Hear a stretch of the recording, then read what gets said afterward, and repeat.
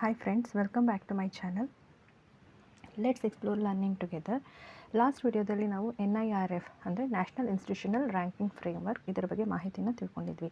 ಇವತ್ತಿನ ಈ ವಿಡಿಯೋದಲ್ಲಿ ಇದರ NIRF ಮೇಲೆ ಬರುವಂತಹ MCQನ ಸಾಲ್ವ್ ಮಾಡೋಣ.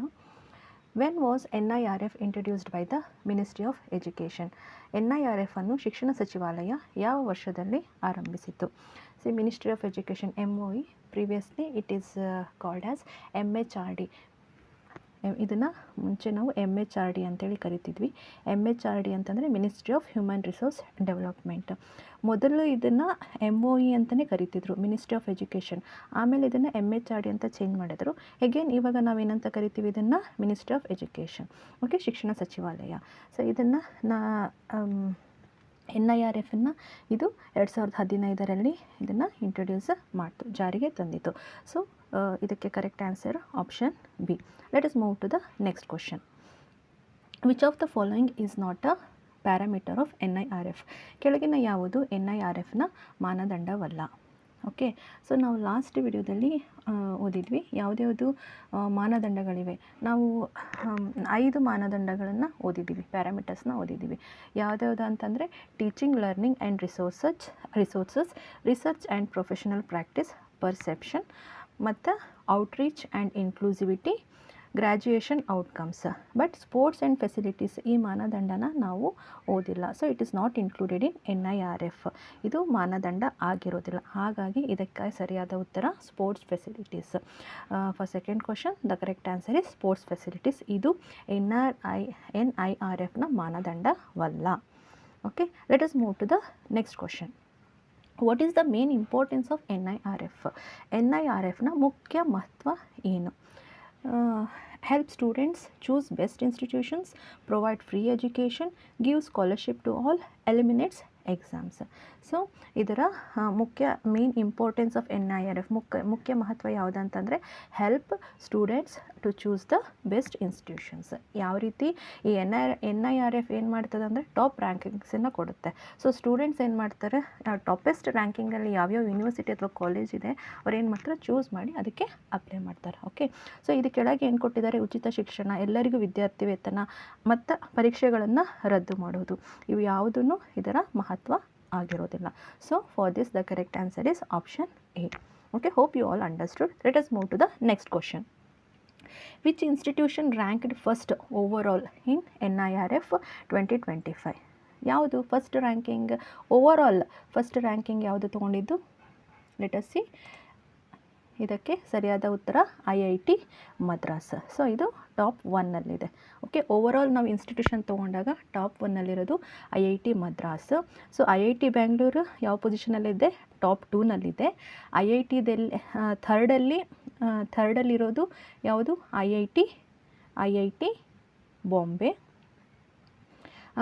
ನೆಕ್ಸ್ಟ್ IIT ಡೆಲ್ಲಿ, ಇದು IIT Delhi 4th ಪ್ಲೇಸಲ್ಲಿದೆ.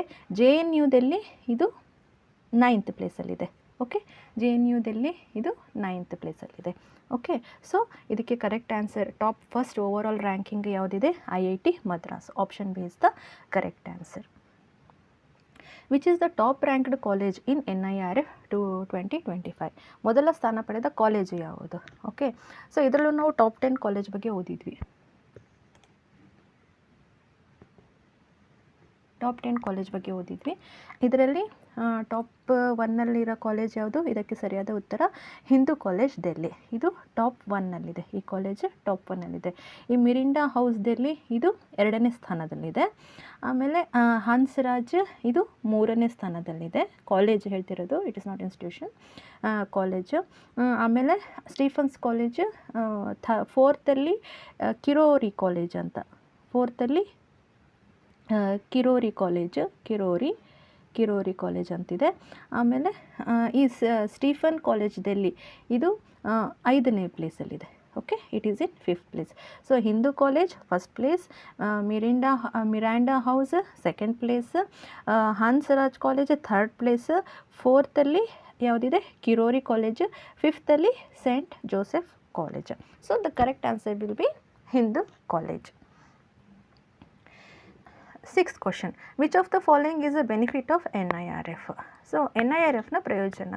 So last ವಿಡಿಯೋದಲ್ಲಿ ನಾವು ಓದಿದ್ವಿ, ಇದೇನು ಮಾಡುತ್ತಾ ಉನ್ನತ ಶಿಕ್ಷಣದಲ್ಲಿ ಪಾರದರ್ಶಕತೆಯನ್ನು ತೋರಿಸ್ಕೊಡುತ್ತೆ.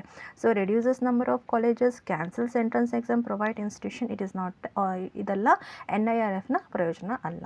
ಸೊ ಮತ್ತು ಯಾವುದ್ಯಾವುದು ಇದರಲ್ಲಿ ಪ್ರಯೋಜನಗಳು ನಾವು ಓದಿದ್ವಿ, ಇದೇನು ಮಾಡುತ್ತಾ ಕಾಲೇಜುಗಳಿನ ಬಲ ಮತ್ತು ಬಲ ಮತ್ತು ದುರ್ಬಲಗಳನ್ನು ಪತ್ತೆ ಮಾಡೋದಕ್ಕೆ ಪ್ರಯೋಜನ ಆಗುತ್ತೆ.